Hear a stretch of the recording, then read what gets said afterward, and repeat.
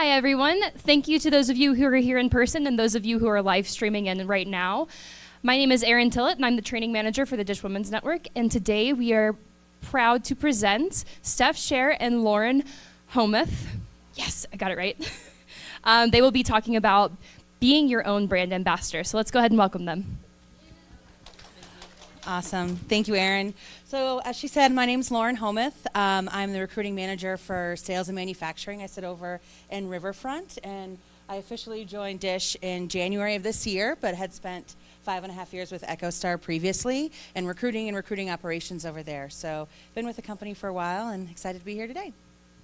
My name's Steph. I am the manager for the Dish Technologies and wireless recruiting teams. My 3-year anniversary is in November, so coming up here pretty quick, but super excited to be here as well. Great. So as you know, the topic is being your own brand ambassador, and our perspective is really coming from the recruiting side and owning your message and things like that. So we're going to break it down and really go through what does that mean from a career perspective. Where do you start? So what do you do? What steps do you take to take control of that brand and your messaging and your goals? And then how to take action on it. So how to utilize your resume, LinkedIn profile, success factors, edge, and all of that good stuff to have those tools speaking on your behalf. And then we'll open it up for some questions. So we're going to start off by talking about what does being your own brand ambassador mean. We're not necessarily here to define that brand for you. I think that's a pretty personal experience and also would take quite a bit of work to get into, but really for the idea that you're going to take control of that you need to be an active participant in your brand in order for other people to see what you want them to think of you. One of the best ways that we've thought about that is what would be the 3 words that you would want somebody to describe you as if you weren't in the room? We heard a speech recently that said, most decisions about your career are made while you're not in the room. So you need to be able to take that active participation into what you think you want that image to look like. So whether those words might be thought leader, partner, analytical, talk about CPAW, right? Curious, pride, authoritative, bulldog. There's also some negative words that look like that. But deciding, sometimes it's a little bit too broad to think like, what is my brand? So narrowing it down to a couple of those keywords that are going to run through the rest of what we talk about and run through the rest of the way you approach that is a pretty easy way to start thinking about how you are being a champion for yourself and how you want the rest of the world to see you. So we're going to go run through a couple of examples of some people with some famous brands. We'd like for you guys to tell us a little bit about what you think of when you think these brands, then we'll kind of talk through how that applies to the rest of it. So first one is my personal hero in life, so take that as brand. But what would you guys think are some of the words when you think of Oprah and what her brand looks like? So first word that comes to mind when you think about Oprah. Successful, generous, empathetic, absolutely. Powerful. She's a mogul, and enthusiastic. Yeah, and that brand ties into a lot of what she does in her work, right? It helps to drive her career. And then a little bit different perspective, someone we all know and love. So my dad calls her a pox on society. So it really just depends, but that is what he believes her personal brand to be. But what would your word be if you were to think of Kim Kardashian? Sultry. That's a brand word. My sister's 21, so I'd probably call her like a beauty mogul or social media empress or something like that. But one of the key factors here is like her brand attributes to her career, right? It's the platform for who she is, and they're very well tied together. She literally is a brand, right? She's branded on the who she is as a human being. Everything else is part of that, but it really comes down to what you think of her. And if you're going to buy her makeup or you're buying her other stuff, it's just because you're buying into what her brand is. So one other brand we want to run by is this one. But obviously his brand's pretty evident as well, right? We talk about CPAW, you talk about energy, intelligence, need to achieve. You don't have to look far to figure out what Dish's brand is, and I don't think you have to look very far to figure out what Charlie's personal brand is either. And so it's important that, these are all 3 very different examples. You probably have 3 very different opinions about what these people are, but you have a definitive opinion about it. And unless you guys have all talked to them, you probably formed that opinion without ever meeting them without ever having a conversation. You've decided what you think of them, and if you're like my dad, it'd be pretty hard to change his opinion of Kim Kardashian anytime soon. Well, an important thing to note is they have control over that brand. Like, they've decided who they want to be and how that attributes back to what their goals are and what they're working towards. If Charlie's brand was similar to Kim Kardashian's, I doubt we would all have jobs here at Dish today, right? So, like, they go hand in hand and they tie closely together. And one of the reasons why we think being in charge of your brand and being your own brand ambassador is super important to your career. And it also helps recruiters when we know who you are and you're clearly expressing who it is that you are. We can tie you closer to jobs much easier. And I think that was just echoing what we're saying as well. If you're not taking an active participation in your brand, other people are deciding it for you. You are essentially a victim of what other people have decided based on things that you may or may not think about yourself. It's interesting to have somebody else describe you to them and see what comes back. Because sometimes you're going to hear some things that you either don't like or things that you think aren't true. But if you're not participating in that, then you don't necessarily have the right to say anything else about it. Well, and a great example I just learned is someone referenced Stephanie as being known as blue cheese.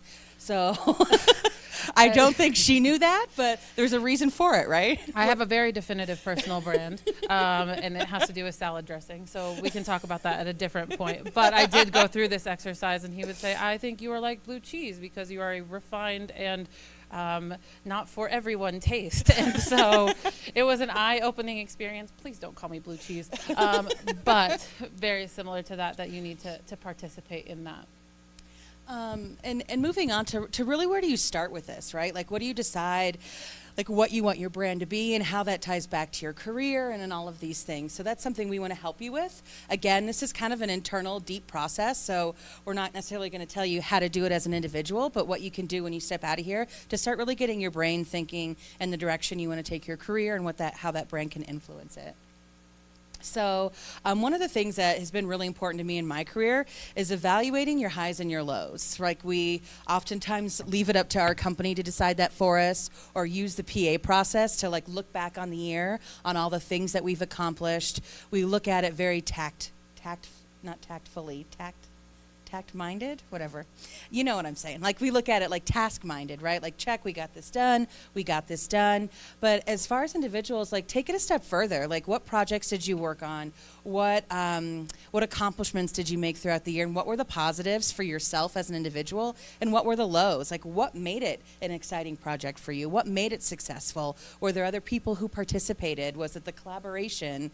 For myself, lows in this type of process would be, like, overanalyzing data, like in Excel spreadsheets for hours. Like, that's not my thing. That's not what I want to focus on. So the other thing you'll see us talk about a bunch in this is keeping track of that stuff. Mm-hmm. So I used to keep track of it in an Outlook file, which since disappeared because all of my emails disappeared, but keeping track of it throughout the year. You're never going to know what projects that you worked on, how much stuff you do, dish stuff shifts all the time. Mm-hmm. And if you're only doing it once at PA, you're not ever going to really encapsulate all of the accomplishments that you have. There's a lot of studies that say that women talk in anecdotal evidence and men talk in data when they talk about their accomplishments. And if you are trying to present the data that you've done or the projects that you've worked on, it's really hard if you don't remember where you started or how something started, or what you are really should be taking credit for. So you'll see it come up a bunch, but keeping track of that, wherever it's through success factors, a sticky note, whatever that looks like, you need to make sure that you're keeping track of those accomplishments. And after you review those highs, like, what trends do you see in that? Is it collaboration? Is it working with other people? Is it getting things across the finish line? What does that look like? And can that connect you to what you want your career to go, where you want it to go, and what your goals are? And does your brand jive with that? How you're working with other people will have an effect on that. So if you're trying to be a problem solver and your colleagues don't know you as someone who gets things done, that's hard, right? You're not going to have a brand that aligns with where it is that you're trying to go. If you want to be a collaborator, but your colleagues don't like working with you, like, those things don't jive. So when you think about Oprah and things like that, if you want those things to be connected, you have to kind of pair them together and walk through that process and see how they align. So, and kind of adding on to what I was just saying, like if you're off doing your own thing and you think you want to be, the next leader, or you want to be a manager, but your brand doesn't jive with that, it's really hard to make those goals and dreams happen. But if you have all of that aligned, and you have your brand aligned, and you have people who are supporting those goals, it's going to help you get there all the better. So as we talked about, if Charlie's brand was that of Kim Kardashian, would we have Dish as we do today? If Oprah's brand was Charlie's brand, would she have the empathetic and giving mindset? And not that Charlie doesn't, but it wouldn't jive, right? Like OWN Network probably wouldn't be the same, but not as a $1 billion company like we have. So we're moving on to the assumption that you have gone through this lovely brand exercise, right? Now, at some point, we've defined what this brand looks like, and it's about how you are taking action on this brand. And there's a couple ways that it applies externally and a couple ways that it applies internally, but really wanted to focus on some ways that you can translate this into action. So we're going to talk through your resume, we're going to talk through your LinkedIn, your success factors, and how that relates to the EDGE process as well. Stop us if there's questions that come up through this, because there are some things that we take for granted as recruiters that we think are obvious that are not. But these are some of the ways that your brand translates into action. So this is our friend Karen, and Karen's going to walk through what her personal brand looks like, and we're going to take you through her resume and pieces of that as well. So today, I think we have today Karen has worked at Dish for 4 years. She's a CXO PM. Her team is about 3 people right now. She's a really hard worker. She has a pretty small scope of influence, though. Not a lot of people know who she is outside of her team. She's been working really hard and got promoted here at Dish as well, but outside of the group that Karen works with, there's not a lot of people that could speak to her. But Karen really wants to join wireless. She wants to take on bigger projects. She wants to be a trusted risk taker, and she wants to be a known collaborator. These are things she already thinks about herself, but nobody else knows about it, and she definitely hasn't branded herself that way. So Karen's resume is what we're going to talk about first. Your resume should be something that you can hand off to other people that would speak about your accomplishments, but should also be able to speak to your brand, right? If you go back to those 3 words, she wants to be a risk taker. She wants to be a collaborator. Her resume, that somebody who's sponsoring her internally or externally could say, hey, I've got a job coming up. Take a look at Karen's resume. I think she'd be a great fit for you. That comes down to your word choice. It really comes down to your grammar and your formatting as well. We look at resumes. Dish hires thousands of people a year. We as a recruiting team look at thousands of resumes a week. These are the things that are going to matter as we go through it, and we'll show you a couple of examples of this. So Karen's resume right now doesn't look like she spent a lot of time on it. I can tell where she went to school. I can tell that she has a degree. It's pretty hard for me to tell that she got promoted from what she's doing. And if you read through her bullet points, all of these are the functions of Karen's job. So she works with outside business partners. She's familiar with software tools. She runs projects for CXO. Okay, she's a project manager for CXO. I'm going to assume that she runs projects for CXO. And so none of these are all functions of her job. None of these are things that she's done. None of these are things that tell me that she is the next person that I want to talk to for wireless. I don't know if you guys have heard the stat, recruiters look at resumes in like 10 seconds, something like that. I'm going to look at her and put her in resume reviewed, which is where she's never going to get talked to again. Well, and something also to notice too, there's nothing that you can pick up quickly. Right, I have to spend time reading it. And if we're really going to spend 10 seconds on a resume, I don't see anything here that I can jump to that says this person is worth talking to. Even the look and feel of it, nothing is exciting about it. Nothing says, hey, pay attention to me. Or here's the things I've done. Here's just a short list of what I do when I clock into work every day. So Karen's gone through our brand ambassador exercise, and now her resume looks like this. Super exciting for Karen. But she oversees several large-scale projects across her customer experience organization. She collaborates with key business stakeholders. So sometimes it's even those words, right? I think of a job description as questions that you're being asked that you have to answer with your resume. So for some of that might be the job description for a wireless PM might say, runs projects with budget of X, right? And so her resume is answering that by saying she drove a project that had a $15 million cost with 6 weeks across a 2,000 person organization. I know how large it was. Karen can add, she decreased project lengths by 15%. What she added to that project. These are things that are saying, hey, I took the functions of my job and I accomplished something with it. But in the same way, she's also said she's a project manager in the wireless and communications industry. She has an objective. I'm going to slow her down a little Yes, bit. thank you. Sorry, I see a lot of people fast. taking notes, so we'll take it down a step. So as a recruiter, when I jump onto this resume, the first thing I see is her name, and she's a product manager in the industries that she wants to be in. So that right away is going to say, oh, I know this person is doing something that I need to get done. So let me take a look at her resume. You see objective right away. It says that she wants to be in the wireless industry and that she's can utilize her existing skill sets to make that happen successfully. Her skills.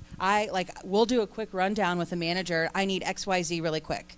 So knowing that I have a list of skills here that I can run to that says you can do XYZ and I can get to it quickly, I may not even read any of the rest of it, quite honestly. Like, I can put it right into the bucket to say this person is worth my time to call. They said that they're in the industry that I need them to be in, and they have the skill set that I need to move them forward. And you didn't get that with that first resume, right? You had to go read line by line and then make an inference on what you think that they're capable of doing. Does that make sense? Yeah, we have a question.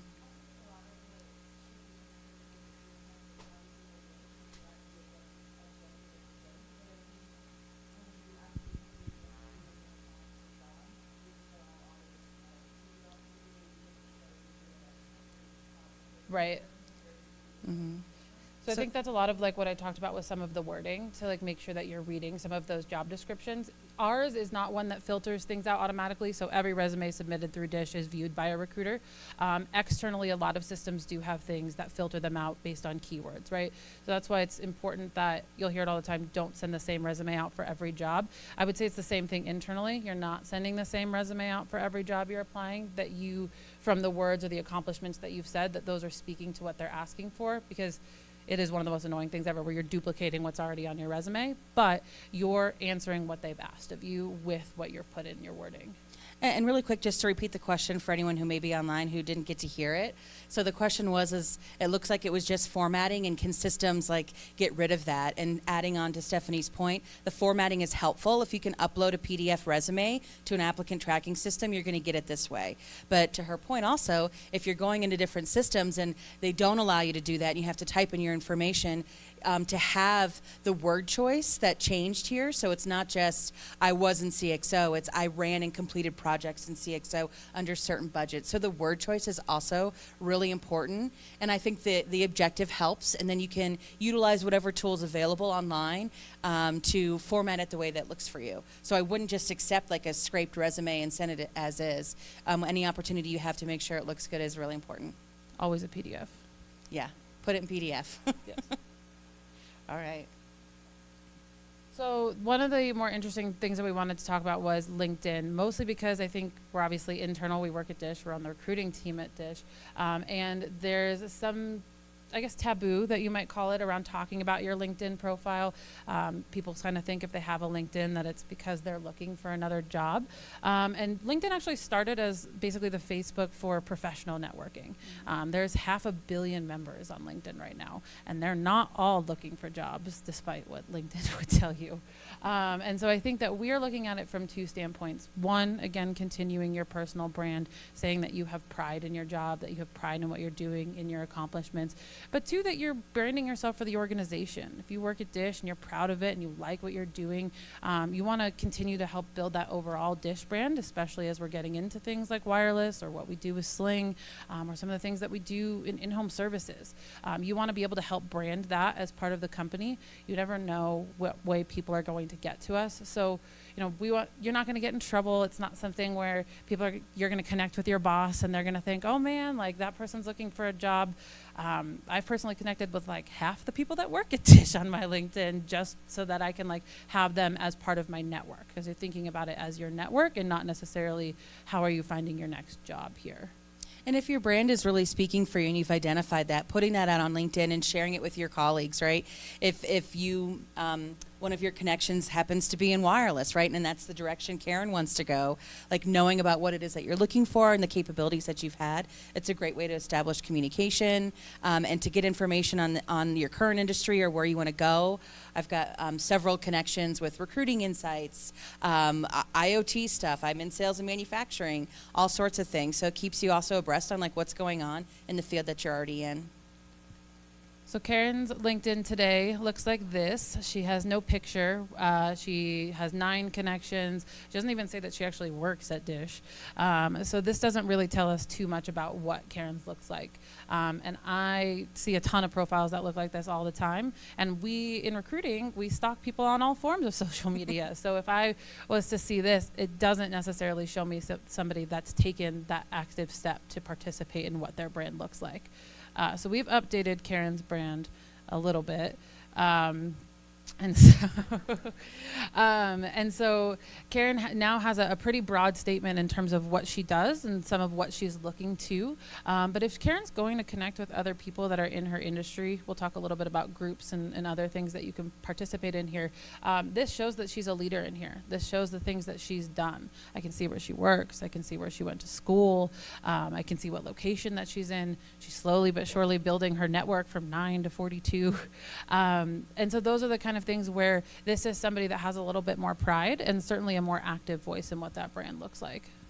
And something to also note, like we all get spam all day long. So if you're on LinkedIn and you get random spams from people who all you see is their name and nothing else, there's nothing to reference back to say how you might know them. So if you're trying to make connections with leaders in a new industry or even your own colleagues, right? Like there's probably a million Karen Smiths. Who's to know that that's the Karen Smith who works down the hall from you?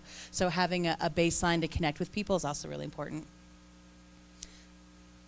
So we did a quick snapshot of my LinkedIn, and we wanted to point out some areas that you guys can look at. So, you know, even if you schedule like 10 minutes a week for yourself to jump on there and look for new ways to either connect with people or to do some research, and I'll point out, or Stephanie will point out some of those spots on here. Yeah, LinkedIn has a ton of groups. So this one on the side, you can set certain hashtags that you want, like any other news feed. But if you're connected with people in your industry, it's people that are sharing the same information. So you can set those. Lauren's got hashtags, I think, about manufacturing, and there's some artificial intelligence and things like that. But you can set those so those are the kind of things that you're getting information about. And the same way on groups are a really valuable thing on LinkedIn that are really underutilized. Sometimes in recruiting, I've actually gone to look and see what groups people are a part of. But they're all industry. They're not for recruiters to go into. They're for marketers to talk about marketing or project managers to talk about Scrum. And they're ways for people to share best practices and best ideas. That's where that social networking really comes in. And you can join a lot of different groups that have people from all walks of life, from like C-level all the way to entry level, that are getting into these things to try to share their interests and share information. And then these are postings. So the bigger your network grows, the bigger you're going to see some of these. My recruiting feed is all jobs, mostly from people at Dish, but we comment, we share, we like, and that also grows your network as well. You're participating in the conversation about the things that you're interested in, and at the same time branding yourself as part of that. So Karen, in her example, would probably participate in some of these IoT things. She might share some of the IoT postings. She might talk about some of the things that are going on with wireless, but continuing to share and use your voice appropriately to speak to what it is that you're interested in. Oh, and this is the side news feed where they have articles that sort of tie to your hashtag piece as well. Mine are all about the employment market and all sorts of things like that. But you know, Lauren's look a lot like more about the digital space. And are paper cups the new plastic straws? I don't know.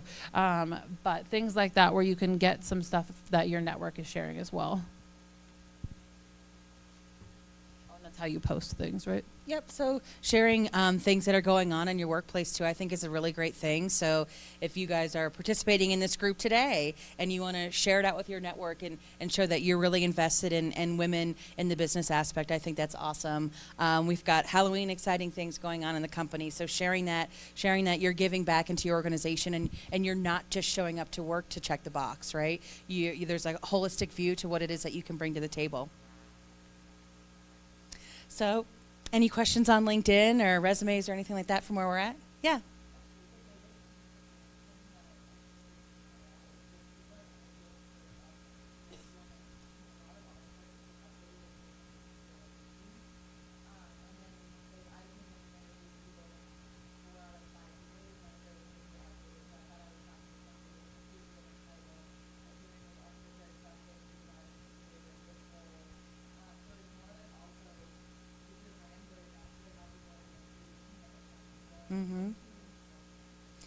Absolutely. And to repeat the comment, rather, it's when people are coming in to interview, say, Karen is a manager on her team and she wants to hire someone, but if her profile doesn't indicate that, doesn't give any information about who she is, as people are trying to connect with you and get to know you through the interviewing process, they could miss out, right? If Stephanie's a recruiting manager, but it had a completely different title from a job she may have done years ago, they're expecting to meet somebody else. They're expecting to have a different conversation. So having that brand be outward facing about who you are and what you're about can help with the connection piece all the better. Absolutely. Anything else before we move on? We spend a lot of time on LinkedIn, so if you guys want help later, we definitely can. And so on to success factors. And my perspective on this is it's almost like an internal LinkedIn. It may not have all the news feeds and all the flashy stuff that LinkedIn has, but when it comes to the material and what the content is that you're sharing on there, this is a great place for you to be able to do that. We talked about in the beginning keeping track of your successes and your goals and your milestones. That can all be kept in success factors. So at any point in time, when someone is ready to talk on your behalf, they can do it for you, right? Especially our leadership. Yeah, we actually use success factors as an internal sourcing tool for different transfers and things like that. So in Karen's instance, if I was looking for a senior level PM within wireless, we occasionally go to the success factors team and say, tell us people that are project managers today or people that have expressed an interest in project management. And we wouldn't have any other way to know that unless you guys had gone through it and filled out that success factors profile. It's a little cumbersome. There are some things that take a little bit longer, but internally there's no better tool that we have to know what it is that you guys are interested in and a way for you to put in writing what it is that you're looking at in terms of other steps that you're taking. Absolutely. So I have the megaphone here. I say, let it be your megaphone. Let it speak on your behalf when you're not in the room. Let it showcase not only what it is that you've done in the past, but where are you going in the future. And I would align it to the DISH goals and values as well. So where in your career have you been adventurous? Where have you been curious? Where have you put best team into practice or saved the company money so that we can help move some of our future initiatives forward? So breaking, looks like we lost some formatting here, but breaking down into really what it is, it gives you the platform to parse out your resume into some key aspects of not only your experience at DISH in particular. A lot of us change jobs very quickly at DISH. So just putting your current role may not necessarily encompass everything that you've accomplished for the organization. So break it down. Where did you start and where are you at today? And then also your previous experience. So what might have you worked on previously that could benefit you going forward?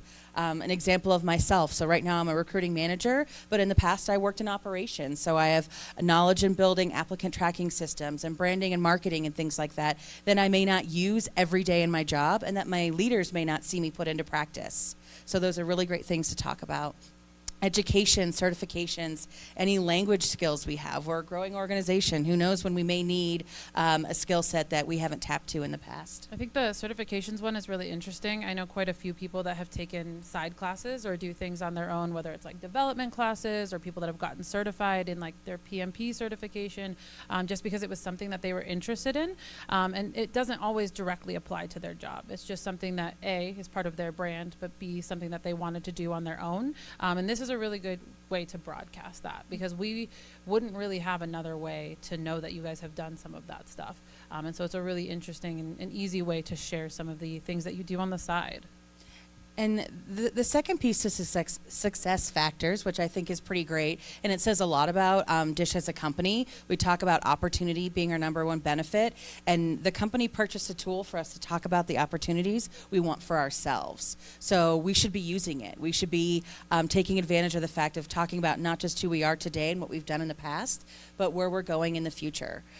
So there's career interest. Karen wants to be in wireless. She should have that on her success factors profile. Significant experiences section, I think, is something that's really important. Within success factors, you can click on a link and it can give you some insights into how you can build that piece out. But some important pieces to that are business accomplishments. Yes, we know you are a project manager, but from a competency standpoint or a business standpoint, what types of skills did you use to move things forward? Technical skills, like I talked about with my own personal experience with applicant tracking systems. leadership. How have you developed and moved teams together? I think the concept of a manager sometimes is lost. If you've been a manager or a leader who's developed employees to be in senior capacities or to go on to be managers in other areas or take on new challenges, that's a great skill set that not everybody has. So make sure you're talking about that. Yeah, I think we're getting pretty close to PA time. One of the biggest things that was hammered into me when I first started was your PA shouldn't be a surprise, but I know plenty of people who are surprised by their PAs doing some of this stuff, having conversations with your manager, talking about it with other people. This makes PA time a lot easier because writing about yourself and all your accomplishments can take some time. But two, gives you a chance to really put some thought into it all year round as opposed to, the 10 minutes that you try to do it before your PA is due. And another thing to point is don't let, sorry, go ahead. Question.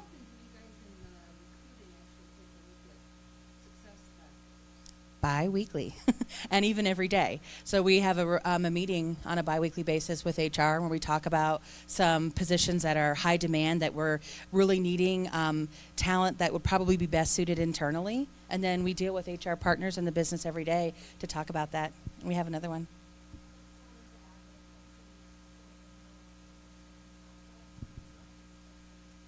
Mm-hmm.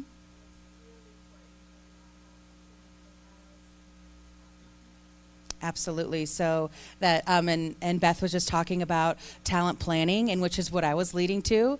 When it comes to talent planning, let success factors tell your story. If it's developed appropriately, it can be your megaphone. It's talking on your behalf. Your manager may have, someone on recruiting right now has 30 direct reports. Like, that's crazy. Not everyone's going to be able to remember everything you did all year long. So having that in your profile, having it being able to speak on your behalf when your manager or your manager's manager or your manager's manager's manager is sitting in a room talking about the skill set of their team, having that in one place, telling the story is crucial. All right, any other questions on success factors? All right. Just out of curiosity, we forgot about Karen. We got excited. So how this applies to Karen, right? So she wants to be a PM. How can she translate that into her success factors profile? She knows she's good at meeting deadlines, cross-functional communication, and she's a people leader. So putting that into her profile so that it can speak on her behalf. She's also had progressive growth in her time here at DISH. So not just listing her existing position, which we talked about, listing her whole length of positions and what all she's been able to do here and how that can translate. Because she knows that when the time comes and we're ready to push go on wireless, she wants to be right there at the forefront. So having that profile speak on her behalf is critical. So just have a question before we get into Edge. I'm just wondering how many people in here have ever tried to Edge into a different role? Anybody have any experience with the Edge process at all? Or you know of it? That's how we transfer people internally. Okay. So what's your sort of normal reaction when you think about the Edge process? Do you have positive connotations, negative? It doesn't sound like we have a ton of.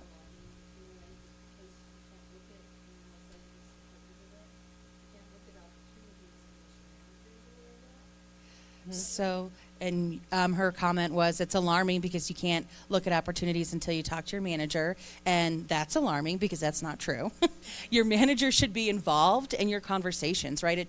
Just like with PA, it shouldn't be a surprise that you get some development feedback one time a year. It shouldn't be a surprise for your manager that you have or have a desire to move and do things beyond what you're doing today, right? I think that relationship goes both ways. A lot of the feedback we get on the Edge process is, one, it's scary. You don't want your manager to know or think badly about you because you have an interest in a different job. You don't want to, if you don't get it, you don't want the fear of being labeled as someone that's getting ready to jump ship, right? And the other comment we get is that it's confusing. You don't know what to do. You don't know where to go. You don't know where to start.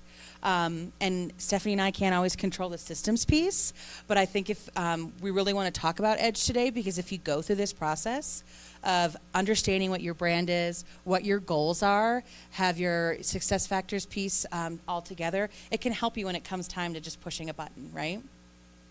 Anything else, any other feedback or comments anyone has about Edge? Yeah.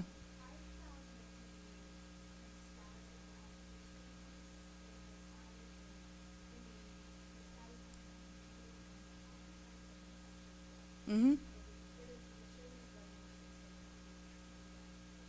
Yeah, that's a good comment. So the feedback was you have statuses through the EDGE process, and usually those statuses aren't reflective of where you're actually at in the process. And unfortunately, those are tied to the system. So, and what's tied to the system is also Oracle. So we have to send Oracle information, and it's all coming from the same place. So hopefully in the future we can come up with a tool that is able to communicate with you guys accurately, but also to know who your resources are. Hopefully you have a relationship with your manager, the hiring manager, and even your recruiter or your HR partner, and they can help you through that process. I think one of the biggest things for us is we'll talk a little bit how you take action in this. And part of this is you build your brand and you build relationships based on your brand. My ideal scenario, if I open a new position, is that somebody says, hey, I say, hey, to the manager, Talon applied. And they're like, awesome. I love Talon. She's great. We're going to interview her, but like, I already know this, this, and this. Or what more often happens is that somebody's going to go talk to Talon's manager, and Talon's manager is going to say the words that Talon would want her to say when she's asking, hey, would this be a good fit for this job on a different team? And so EDGE is your brand coming to life. It is other people talking about your experience here. Better or worse, we have internal references that exist within the company. So if you're not doing all of this stuff to control that piece of it, somebody might call your boss's boss and say, hey, have you ever worked with Talon before? And they're like, sorry, Talon, but they're like, who's Talon? You know, like, who is that? I don't know enough to speak about anything. And she hasn't made an impression, and she definitely hasn't worked her way to that person knowing what Talon's all about and the work that she's done. Absolutely. So that ties into the being prepared piece, having all these things in place so that when an EDGE comes up, whether you saw it through the EDGE system or whether someone else is talking on your behalf or whether you're out to lunch with your coworker on a different team who's like, oh, someone just quit. Like, I could have a really cool job for you. Like, if you don't already have those things in place and your friend or your boss or whoever doesn't identify you as someone in the field that they're looking at, opportunities can be missed. So again, talking to your manager, I think that's critical. We mentioned it here earlier. It's not your boss's job to be your cheerleader. You have to be an active participant in that and help guide all of these things. But let them know what you're thinking. Let them know where you see yourself in 5 years. HR and recruiting is also a great advocate for you. We talked about our biweekly calls. If we know we have people who are ready to go into wireless or go into sales manufacturing, then that's all the better, right? People are speaking on your behalf. We have a biweekly call in recruiting where we talk about positions that are more likely to be open to internals, and we meet with HR partners to talk about people that have voiced an interest, that are looking for something new, whatever the case may be. And we only know about that so much as it's being communicated. I really can't advocate enough to get to know your recruiters as well. They are the facilitators of this process. If they like you, it goes a lot easier. So it's good to get to know the people that are helping to get this done. And if they know your brand, we also have a say in how this stuff goes, so they can speak to you as well. Yeah.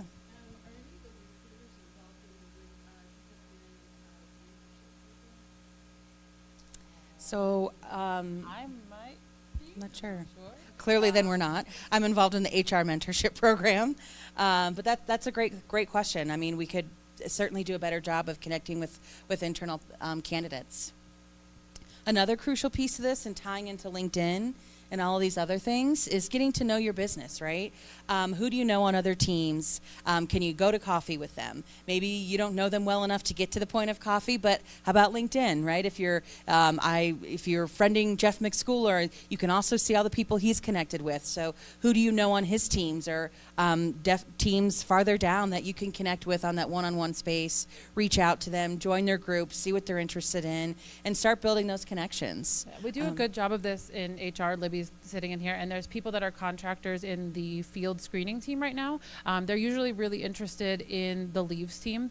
It's a full-time role for them. It's usually a good next step. They come and shadow that team all the time, and at this point it's turned into a pretty standard process, but they say, hey, I'm interested, but I have no idea what leaves means, so I want to go learn about it. Sometimes they spend the day and tell us thanks but no thanks, but sometimes they come and they say, hey, so that the next time that we open a position, Libby's like, well, I've had these 3 people that have come shadowed me. These are the people that I would consider for my roles. Most people, I think, are just a little bit afraid to ask, right? You're a little bit afraid to ask someone that you don't know, can I come and learn about what you do? Flip side of that is most people love talking about themselves. So I wouldn't, they want to talk about what they do, why they're the best, why their job is cool. And so don't be afraid to have some of those conversations, because A, they're going to remember you. B, you've already done something that was outside of you just have a position and I'm interested because it's downtown or whatever the case is, but that you've made an impact and shown your interest proactively. And touching back in is opportunity is Dish's greatest benefit, right? So you have to be the stewards of that as well. We're all busy. Not everyone's going to be thinking about you all day long. So putting yourself out there and making sure that you come top to mind as often as possible is really, really critical in taking advantage of that benefit. And hopefully that if you weren't tapped on the shoulder for a position, then that's what we have the Edge system for. You can set up job alerts very easily to things that you may be interested in. Maybe it's location-based, right? It's snowing outside right now. Maybe you're in Denver and you're done with the snow. So what other locations does the company have that could offer you more sunshine? So you can look for locations. You can look for departments. You can look for skill sets. And it can send you alerts and email you out whenever those positions become available. So you can be the first person with your name in the hat. And then I think when you get to that apply part, if you've done all of this stuff, usually you know someone that you can tell, hey, I've applied for this job. Somehow that trickles back down to recruiting, and we know to look out for your name, right? So you've applied, you've taken that step, which means that you've done all of this other stuff. But going back to that best case scenario for us, somebody already knows that you've applied because you've already built those relationships and done some of that pre-work. So then it's a lot simpler when we're moving towards the actual facilitation of the process. Yeah. So we're going to close it out with Karen here. That's you.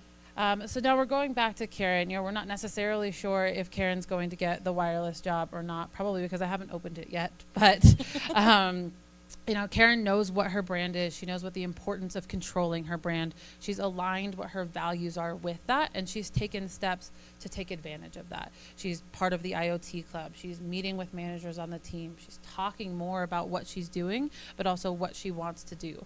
A huge part of this is just putting it into conversation. You sit and think about all the things you want to do all the time, but if you're just talking to yourself or just talking to, in Karen's case, the 3 other people that she works with, her sphere of influence isn't really going to get her anywhere. So I think we've hopefully properly equipped Karen to take the next steps to be the IoT project manager or whatever that case might be, but that she's really able to be successful in what she's looking for. And before we close it out, one of the important things I want to make note of is you don't always have to have your path fully defined. You don't always have to have an end goal in sight today to have opportunities come your way. I think if you know what your brand is and what you stand for, just the concept of being a hard worker and easy to get along with, a good collaborator, if you can tie yourself closely to those things and make sure your network knows about it, opportunities are going to happen. For myself in particular, I started in HR, and so on the employee relations side of things. I'd been in it for 2.5 years, never once thought about recruiting, not once.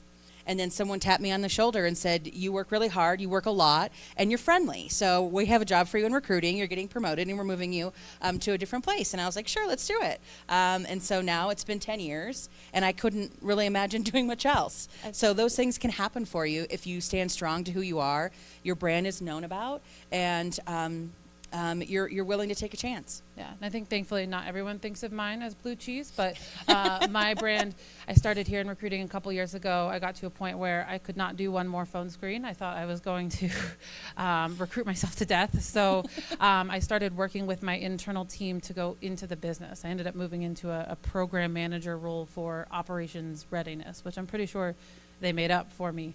But it was something where they said, hey, we know your work ethic, we know what you do, we think you'd be a great fit for this job that you have absolutely no experience for. Turns out I'm meant to stay in recruiting for the rest of my life, but I think it was something where I had a good relationship with people. They know what I stood for and what I was capable of, and they gave me a shot to do something different. I was able to come back to recruiting for the same reasons. I ended up moving into what was one level over to a manager position because people were able to speak to my brand and to what I wanted to do here. And Dish is one of the only companies I've seen that gives you a chance to do things like that, to move I see it all the time. People move into things that you're like, if it was external, I'd be like, I don't know how you got that job. But internally, we give people a lot of chances to do a lot of really cool stuff, but it's 50-50. You guys have to participate in that. Yeah, and that's really what our presentation is about today, is giving that 50% back, if not more, right? If you really should be the stewards of this message, the evangelist for yourself in any way, in any opportunity you have to do that. So I know we didn't tell you how to do everything, but hopefully it gives you a good starting point on how you can step back, especially as we moved into the PA process, how you can start analyzing this and what you want your brand to be, and how some of these tools can speak on your behalf.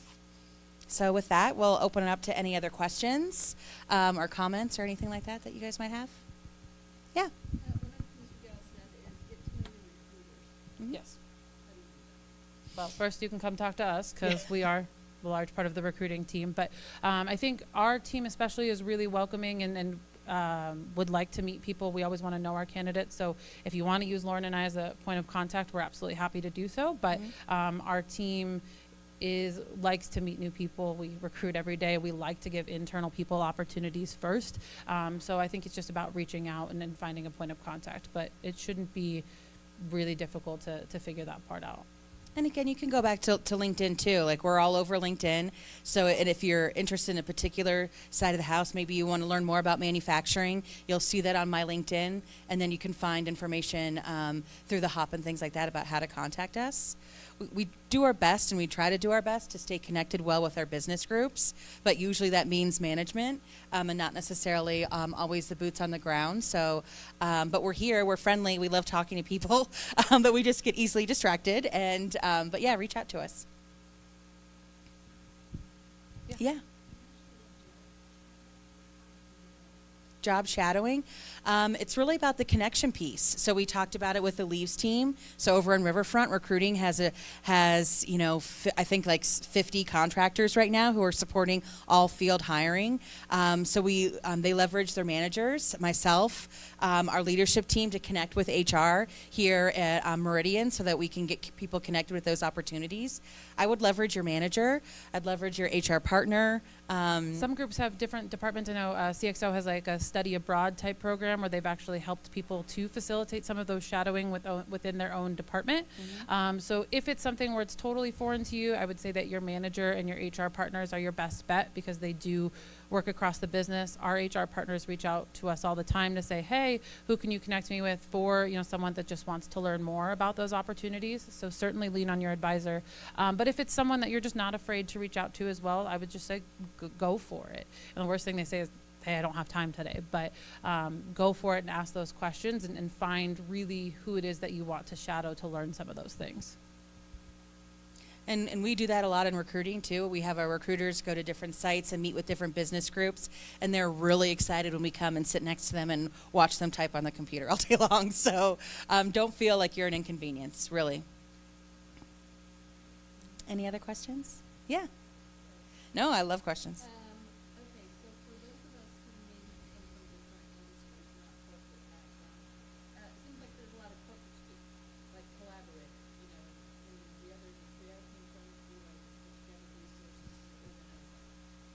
So is there, like a cheat sheet somewhere of corporate lingo or corporate speak? Yeah, I think looking to success factors and some of our internal processes, we have a lot of competencies that we grade people on. We see CPA all over the walls. So EIN is the entryway into the organization. That's what we all have in common. I think most departments have a career model as well, or some sort of career laddering that uses a lot of the words that defines what's successful within each ladder. So a lot of those are the words that HR, PR, people have spent a lot of time thinking about what that word is that defines that. And I always go back to like goes to like, right? So when you hear those words being spoken, you see them in writing, whether it's success factors, career model, your HR partner's talking about it, you start to hear the same words enough that you're like, okay, this is what this means. Or sometimes you just have to ask, right? You just say like, what is it that you would define this as? Because two people's definition of collaborate isn't always the same. So making sure that you're consistent on what those definitions are too. And when you're looking at positions, the job description is a really great place to look at as well. So what is the business that you're going into or you're looking at using to describe certain attributes? And we look at the job description heavily when we're reviewing resumes. So if we see a lot of similar keywords, or quite frankly, when we're doing job searches, whether it's in SuccessFactors or on LinkedIn or whatever the case is, Indeed, we're going to use a lot of those keywords. So tailoring those resumes to the speak in which and the job you're applying to, I think, is important. Great question. Yes.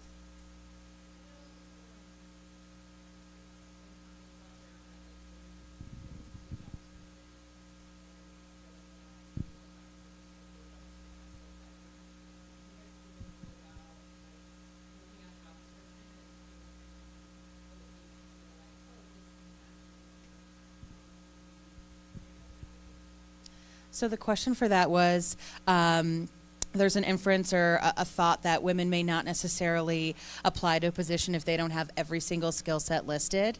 And I think that's a great question. I think if we go back to the competencies, so Stephanie mentioned it earlier that males often have a more analytical mindset, so they get into those details and those numbers.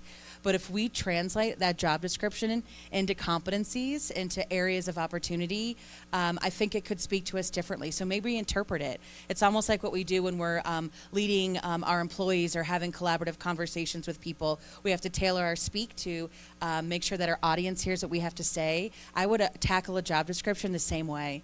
So I may not have managed a budget of $1 million and saved a company $20,000, but I'm able to create efficiencies and effective processes for organizations and reduce time to fill in the case of recruiting or things like that. So those same skill sets can be applied to different areas. I think the other thing I would say is that you take out the years of experience piece. That's where I see a lot of my female friends kind of knock themselves out of jobs. They'll see a job that says 5 to 8 years or 1 to 3 years.